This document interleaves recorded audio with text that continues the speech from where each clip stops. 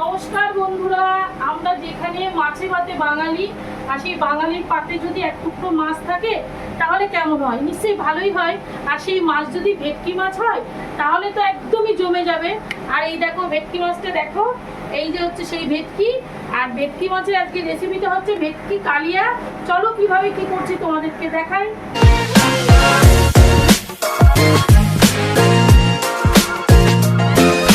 এখানে নিয়ে নিয়েছি 3 পিস ভেটকি, মাঝখান দিয়ে আমি কেটে নিয়েছি। আর এখানে নিয়েছি আলু, ডুমো করা আলু, টমেটো, আদা, কাঁচা লঙ্কা। মশলার মধ্যে নিয়েছি জিরে গুঁড়ো, ঝাল লঙ্কার গুঁড়ো আর একটু কাশ্মীরি লঙ্কার গুঁড়ো। আর নিয়েছি এখানে ফোড়নের জন্য তেজপাতা, গোটা জিরে, শুকনো লঙ্কা আর একটু গরম মশলা।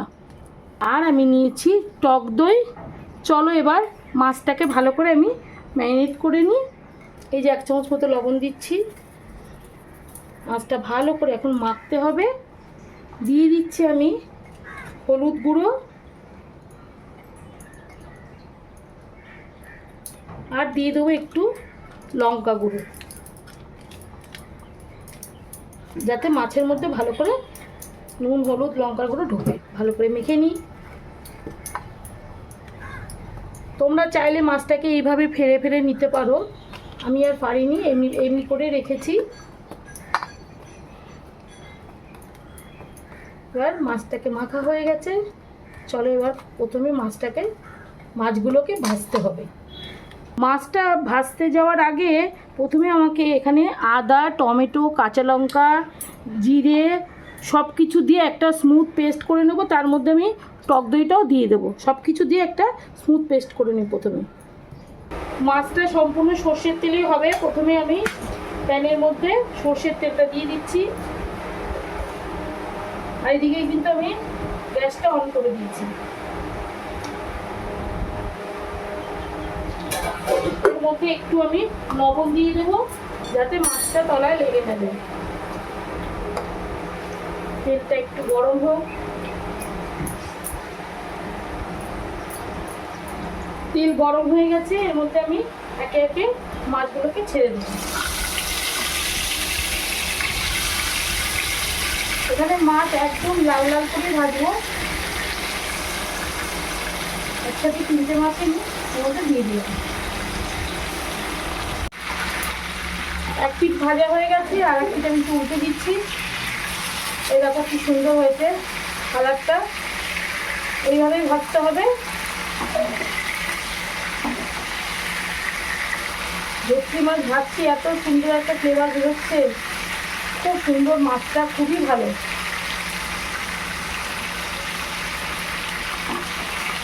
চলো এবার এই পিঠটা ভাজা হোক।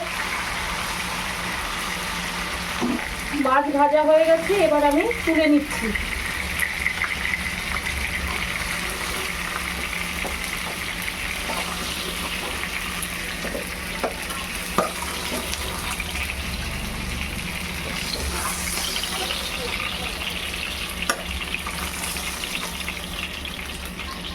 এই দেখো সমস্ত মাছ তোলা হয়ে গেছে। এই তেলের মধ্যে এখন আমি ফোড়নটা দিয়ে দেব। 2টো শুকনো লঙ্কা দিচ্ছি, তেজপাতা, জিরে আর গোটা গরম মশলা। একটু মিশিয়ে নেব। এর মধ্যে এবার দিয়ে দেবো এই ডুমো করা আলুগুলো আর এই টমেটো।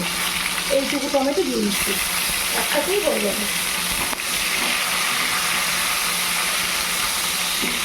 একটু হলুদ দিয়ে দিচ্ছি। এবার আলুটা একটু ঢেকে রাখবো যাতে সেদ্ধ হয়ে যায়। আলুটা একদম লাল লাল করে ভেজে নিয়েছি। এবার এই তেলের মধ্যে এখন এই যে মশলা পেস্টটা দিয়ে দিচ্ছি। এর সাথে দিয়ে দিচ্ছি আমি লাল লঙ্কার গুঁড়ো আর ঝাল লঙ্কার গুঁড়ো।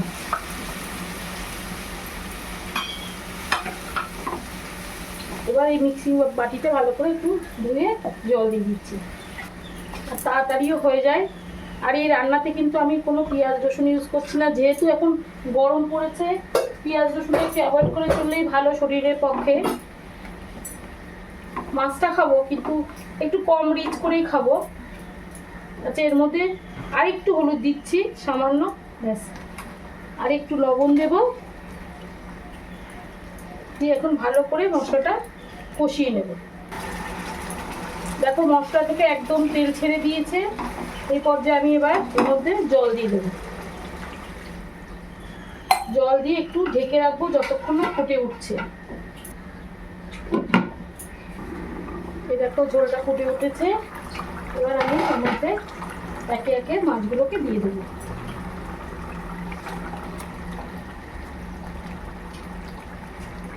এখানে যে মাছের জুসটা আছে সেটা একটু কেচে দিয়ে দেবো। এখন কিন্তু আর বেশিক্ষণ ফোটাবো না, এই 5-7 মিনিট ফুটিয়ে আমি একটু গরম মশলা দিয়ে মাছটা নামিয়ে দেবো। তাহলেই কিন্তু ভেটকি কালিয়া একদম রেডি হয়ে যাবে। ভেটকি কালিয়া সম্পূর্ণ রেডি বন্ধুরা। একটুখানি এর মধ্যে আমি গরম মশলার গুঁড়ো দিয়ে দিচ্ছি। তোমরা চাইলে ঘি দিতে পারো, যেহেতু গরম পড়েছে সেই জন্য আমি ঘিটা দিচ্ছি না। গরম মশলা অ্যাভয়েড করলেও ভালো হতো, কিন্তু এই ধরনের রান্নাতে একটু গরম মশলা না দিলে কিন্তু রান্নায় ফ্লেভারটা আসে না, কালিয়ার ফ্লেভার আসবেই না। ব্যাস, এবার রান্নাটা কমপ্লিট। আমি গ্যাসটা অফ করে দিচ্ছি, প্লেটে তুলে তোমাদেরকে দেখাচ্ছি। বন্ধুরা এই দেখো ভেটকি কালিয়া একদম রেডি, প্লেটে তুলে তোমাদের দেখাচ্ছি। আমরা আলুটা দিয়েছি, আলুটা খেতে ভালোবাসি তাই আলুটা দিয়েছি, তোমরা চাইলে আলুটা বাদ দিতে পারো।